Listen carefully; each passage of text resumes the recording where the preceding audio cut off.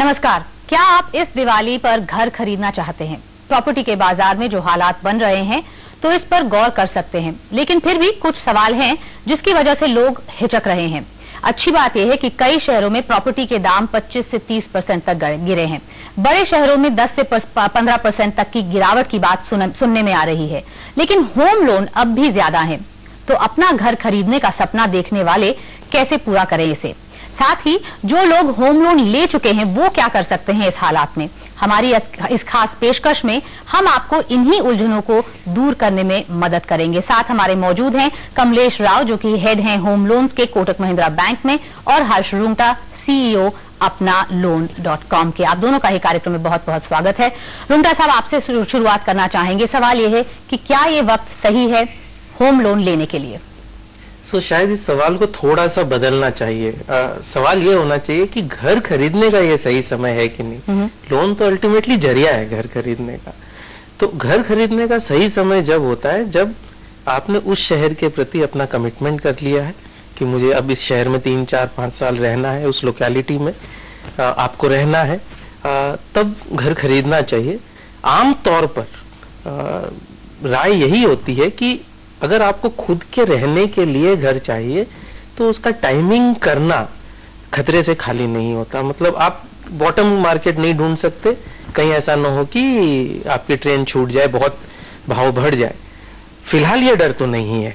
ऐसा तो नहीं लगता कि अगले 3 या 6 महीने में भाव बढ़ेंगे। कमलेश, आपसे ये समझना चाहेंगे कि अगर कोई कर्जा लेने जाता है बैंक के पास, तो बैंक इस वक्त किस तरीके का मार्जिन रख रहे हैं? क्योंकि जिस घर को अगर खासतौर पे फर्स्ट टाइम बायर खरीद रहा है तो उसे कोलैटरल के तौर पर रखेगा, उसके दाम घटने की ज्यादा अभी सिचुएशन है बनिस्बत की बढ़ने की। शुरू सिर्फ हर्ष से जो कहा उससे कहूंगा कि अगर आप घर रहने के लिए ले रहे हैं तो कोई टाइम सही या गलत नहीं होता अगर आप 15 साल 20 साल रह रहे हैं। लेकिन अगर आप घर इन्वेस्टमेंट के लिए ले रहे हैं इस समय में, तो मेरे ख्याल से unless you are very great investor, I don't think this is the right time. क्योंकि प्रॉपर्टी प्राइस जैसे आपने कहा अब तक फ्लैट रहे हैं, थोड़े चेंजेस हुए हैं। बहरहाल अभी तक इतने सारे चेंजेस हुए नहीं है जितने कस्टमर की एक्सपेक्टेशन है कि प्राइस थोड़ी और करेक्ट होगी। उसी को ध्यान में रख के अगर पहले आप 100 रुपए का घर होता, उसके अगेंस्ट आपको 90 रुपए लोन मिलते थे, वो टाइम चेंज हो गया। 6 महीने पहले that 90 came down to about 80-85, और आज सेफली उसे 70-75% जो हम LTV कहते हैं, लोन टू वैल्यू रेशियो कहते हैं, is now at about 70-75%। Which means अगर 100 रुपए का घर लेने के लिए आपको खुद का of your own contribution you will require at least 20-25 rupees. तो मेरे ख्याल से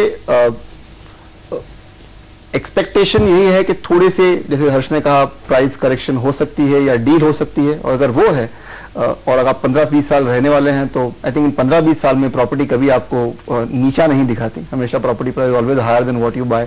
सो I think from that perspective somebody should think. Harsh, बहुत जल्दी से ये समझना चाहेंगे कि फिक्स्ड जाए फ्लोटिंग जाए, सबके दिमाग में ये डिबेट रहता है। खैर, इसमें मेरे ख्याल से कोई इस वक्त बहुत ज्यादा डिबेट की गुंजाइश नहीं है। फिक्स लेना, क्योंकि 2 से जेन्युइन फिक्स्ड अगर आप लें जहां पे फिक्स्ड रहेगा पूरे टेन्योर में, वो कम से कम आज आपको 14% पे मिल रहा है 20 साल का लोन। आप अगर फ्लोटिंग लेंगे तो 12 मिल रहा है। फ्लोटिंग में ये प्रॉब्लम जरूर है कि जब इंटरेस्ट रेट्स घटती हैं तो बैंक्स पास ऑन जल्दी से नहीं करती, लिटरली फोर्स करना पड़ता है, और बढ़ती है तो नेचुरली बढ़ जाती। बट इंस्पाइट ऑफ दैट 2% का जो ये गैप है वो इतना हाई है कि मेरे ख्याल से तो फिक्स्ड रेट लेना इस वक्त बहुत ज्यादा मुनासिब नहीं है। एक कैविएट है, ये वन टाइम डिसीजन नहीं है। आपने फिक्स लिया हो चाहे फ्लोटिंग लिया हो, ये इंडियन मैरिज नहीं है। आप प्लीज इसको रिव्यू करते रहिए हर 6 महीने से। अगर शुरू में आपका डिसीजन गलत हो गया तो आप उसको रिव्यू करिए, कॉस्ट क्या है चेंज करने का डिसाइड करिए और चेंज कर लीजिए। रिव्यू करते रहना पड़ेगा। कमलेश, ये समझना चाहेंगे कि वर्तमान चालू होम लोन्स जिनके हैं उनकी तरफ से किस तरीके के आपको रिस्पांस मिल रहे हैं? यानी कि लेट पेमेंट्स या फिर डिफॉल्ट्स की किसी तरीके की स्थिति बन रही है? क्योंकि यहाँ पर बहुत ज्यादा तनाव है सभी सेक्टर्स में जो कि हाई पेइंग सेक्टर्स थे। तनाव तो रहा है, और जैसे हर्ष ने कहा, मेरा हमेशा यही से मानना रहा है कि home loan should be on floating. अगर आप बाय कर रहे हैं, विच मीन्स आप वहां 15-20 साल कम से कम रह रहे हैं, तो जैसे मैंने कहा प्रॉपर्टी प्राइस कभी आपको नीचा नहीं दिखाती 15-20 साल में। 15-20 साल के होम लोन के रेट्स में ऊपर भी जाएंगे, नीचे भी जाएंगे, क्योंकि जो ये फ्रीक्वेंट चेंजेस होते हैं, या फिक्स से फ्लोटिंग करना या फ्लोटिंग से फिक्स करना, it comes at a reasonable cost.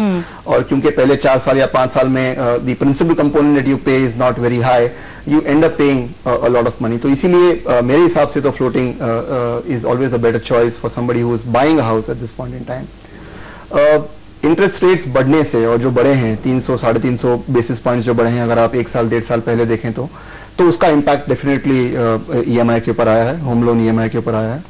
इसलिए कई बैंक्स हो, जैसे हमारी बैंक की फैसिलिटी है कि अगर जो बढ़ने की वजह से जो इंटरेस्ट कंपोनेंट बढ़ गया है, अगर वो स्कीम में आपने पहले तय भी नहीं किया होता और आपके पास स्पेयर कैश पड़ा है, तो if you want to prepay some amount जिससे आपका प्रिंसिपल कम हो जाए, क्योंकि आमतौर से क्या होता है कि पहले टेन्योर बढ़ जाती है एंड कस्टमर वेरी हैप्पी कि मेरा टेन्योर बढ़ गया, मेरा इंस्टॉलमेंट सेम रह गया।